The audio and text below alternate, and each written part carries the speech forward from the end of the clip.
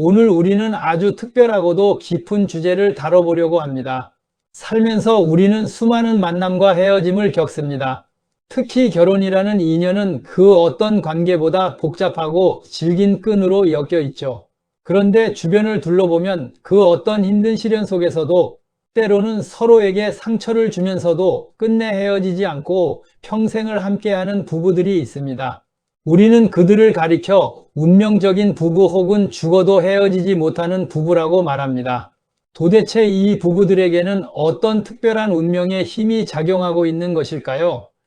단순히 사랑이나 의리만으로는 설명할 수 없는 그들의 사주팔자 속에는 과연 어떤 비밀이 숨겨져 있을까요? 오늘 사주명리학의 깊은 시선으로 그 불가사의한 인연의 비밀을 파헤쳐보고 더 나아가 부부로서 우리가 반드시 지켜야 할 진정한 도리와 책임감에 대해서도 함께 이야기 나눠보겠습니다. 마치 한 편의 드라마를 보듯 그들의 깊은 서사에 귀 기울여 주시길 바랍니다. 본론으로 들어가 사주학적 특징을 살펴보겠습니다. 첫 번째 장은 질긴 인연의 끈, 사주에서 찾은 필연의 증거입니다. 죽어도 헤어지지 못하는 부부, 즉 해로하는 부부의 사주를 분석해보면 몇 가지 공통적이고 두드러진 특징들을 발견하게 됩니다. 이는 단순한 우연을 넘어선 명리학적인 관점에서 설명이 가능한 필연의 힘입니다. 1. 일지의 강한 연결고리와 합과 충의 오묘한 조화입니다. 사주팔자에서 일주는 나 자신 그리고 그 옆의 일지는 배우자 궁을 의미합니다. 해로하는 부부의 사주에서는 이 일지 간의 합관계가 빈번하게 나타납니다. 예를 들어 한쪽 배우자의 일지가 다른 배우자 사주의 어떤 글자와 천간합이나 지지합을 이루는 경우입니다. 특히 일지끼리의 합은 그야말로 배우자 자리에 자석처럼 끌어당기는 힘이 작용한다는 것을 의미합니다. 합은 묶인다, 하나가 된다는 의미를 가지므로 이들은 세상을 둘로 나눠도 떨어질 수 없는 강한 유대감을 형성하게 됩니다. 남편을 뜻하는 관성이나 아내를 뜻하는 재성이 일지와 합을 이룰 때 그 집착과 끈기는 더욱 강해집니다. 마치 자신이 그 관계에 온전히 헌신하도록 운명 지어진 것처럼 말입니다. 재미있는 사실은 강하게 합을 이루는 부부뿐만 아니라 충을 이루는 부부도 역설적으로 헤어지지 못하는 경우가 많다는 점입니다. 충은 서로 밀어내는 기운이지만 그만큼 강렬하게 서로를 의식하고 자극합니다. 마치 으르렁거리면서도 서로에게서 눈을 떼지 못하는 라이벌처럼 이들은 서로의 단점까지도 자신의 일부로 받아들이며 싸우고 화해하며 평생을 함께합니다. 충은 관계를 불안하게 만들지만 그 불안함이 오히려 역동적인 긴장감을 유지시켜 관계가 지루함에 빠지지 않도록 붙잡아 두는 것입니다. 이 용신의 상호 보완은 나를 살리는 너입니다. 명리학에서 가장 중요한 개념 중 하나인 용신은 사주에서 가장 필요로 하는 오행을 의미합니다. 죽어도 헤어지지 못하는 부부의 사주를 보면 한쪽 배우자의 용신이 다른 배우자의 사주에 풍부하게 존재하는 경우가 많습니다. 예를 들어 사주에 물 기운이 부족하여 메마른 A라는 사람이 있다고 가정해 봅시다. 그런데 그 배우자인 B의 사주에는 물 기운이 넘쳐 흐릅니다. B는 A에게 생명수와 같은 존재가 되며 A는 B가 없으면 자신의 삶의 균형이 무너진다고 느끼게 됩니다. 이는 단순히 감정적인 의존을 넘어선 생존 본능과 같은 것입니다. 서로에게 없어서는 안 될 공기와 같은 존재로 자리매김하는 것이죠.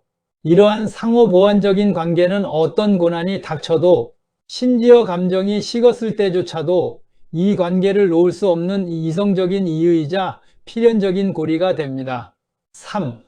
신살의 강력한 작용 즉 원진살과 공망 등입니다.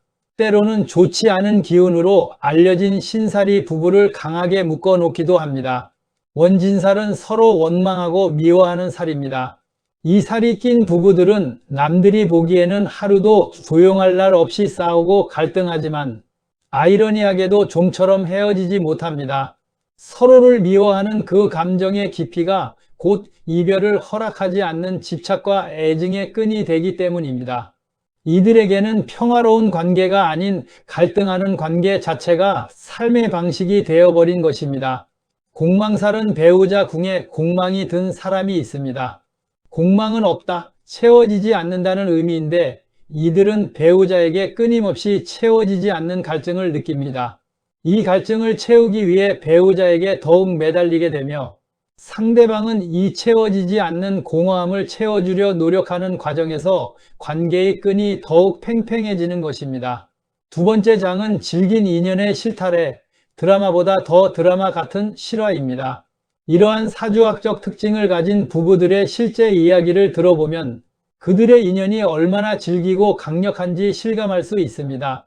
여기서 이름은 가명을 사용하지만 그들의 서사는 우리 주변에서 흔히 볼 수 있는 운명의 기록입니다. 먼저 충으로 엮인 사업가 부부의 일지 묘유충입니다. 김 회장님 부부는 수십 년 동안 사업을 함께 해오셨습니다. 남들이 보기에는 김 회장님의 일방적인 희생과 헌신으로 유지되는 관계처럼 보였습니다. 두 분의 일지에는 묘유충이 강하게 작용하고 있었습니다.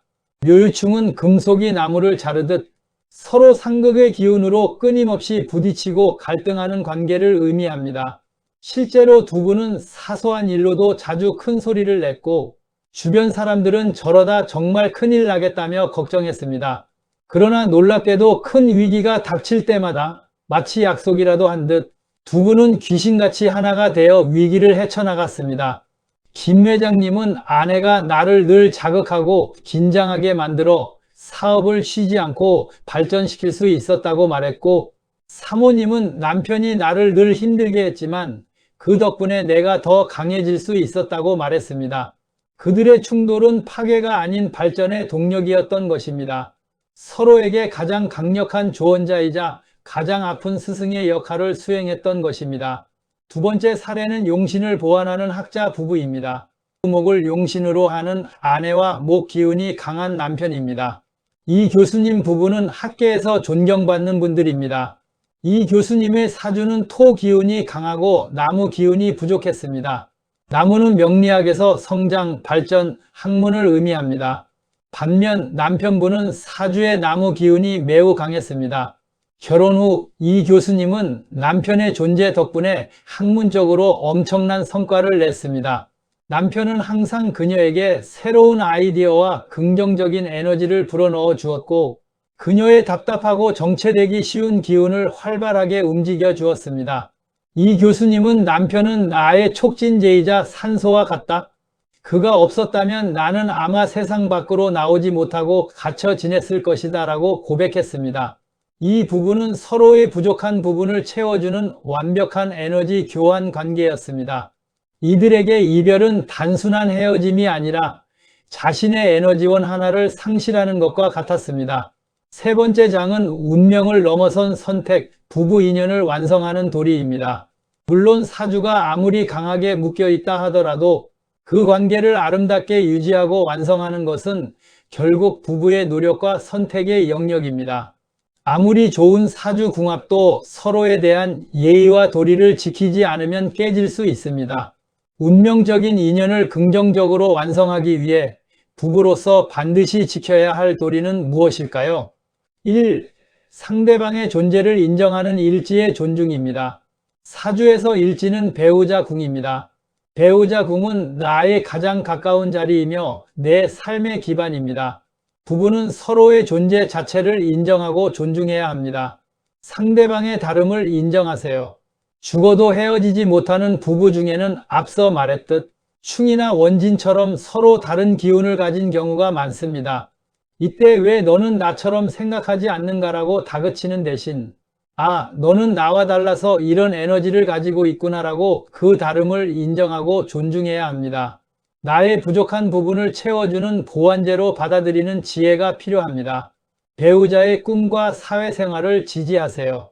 배우자가 사회에서 자신의 가치를 실현하려 할 때 그것을 질투하거나 막으려 해서는 안 됩니다. 그들이 가진 기운이 외부에서 긍정적으로 발현되도록 지지해 줄 때 그 좋은 기운이 가정 안으로 다시 돌아와 가정을 더욱 단단하게 만듭니다. 2. 재성과 관성의 책임감입니다. 명리학에서 남편에게 재성은 아내를, 아내에게 관성은 남편을 의미합니다. 이 성들은 단순히 배우자를 넘어 부부관계에서의 책임감과 역할을 상징합니다. 책임감을 외면하지 마세요. 재성은 재물과 결과를, 관성은 규율과 명예를 뜻합니다. 남편은 아내와 가정을 책임지고 보호해야 할 재물의 안정성을 고민해야 하며, 아내는 남편의 명예와 사회적 지위를 존중하고 뒷받침해야 합니다.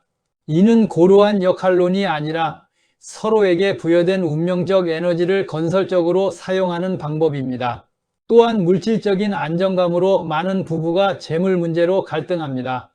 재성은 곧 현실이고 안정입니다. 부부는 재정적인 투명성을 유지하고 현실적인 문제를 함께 고민하여 불안감을 해소해야 합니다. 불안은 애정을 갉아먹습니다. 3. 식상의 긍정적인 사용은 사랑의 표현과 대화입니다. 식상은 나의 기운을 밖으로 표현하는 것을 의미하며 곧말과 표현력 그리고 애정을 나타냅니다. 부부관계에서 가장 중요한 것은 말입니다. 무심코 던진 독한 말 한마디는 강한 사주 궁합마저도 끊어낼 수 있는 파괴력을 가집니다. 서로에게 따뜻하고 긍정적인 말로 사랑을 표현하는 것은 곧 상대방의 에너지를 살려주는 생애 관계를 만들어냅니다. 문제가 생겼을 때 외면하거나 회피하는 것은 식상의 기운을 억누르는 행위입니다. 진솔한 대화를 통해 서로의 감정을 나누고 오해를 푸는 과정이 있어야 아무리 강한 운명이라도 그 긍정적인 힘을 유지할 수 있습니다. 결론과 마무리입니다. 여러분, 오늘 우리는 죽어도 헤어지지 못하는 부부의 사주학적 비밀을 깊이 들여다보았습니다. 그들의 관계 속에는 일지의 합과 충, 용신의 상호보완, 그리고 신살의 강력한 끈기 등 인간의 의지를 넘어선 거대한 운명의 힘이 작용하고 있음을 확인했습니다. 하지만 중요한 것은 이 모든 사주적인 연결고리는 단지 가능성과 성향을 보여줄 뿐이라는 사실입니다. 이들이 수십 년 동안 해로할 수 있었던 궁극적인 힘은 그 운명의 실타래를 끊어내지 않고 오히려 그 실타래를 아름다운 무늬로 엮어내려는 부부 두 사람의 고귀한 노력과 책임감이었다는 점을 우리는 잊어서는 안 됩니다. 운명은 우리에게 배우자를 선물하지만 그 배우자와의 관계를 지옥으로 만들지, 천국으로 만들지는 온전히 우리 자신의 도리에 달려 있습니다.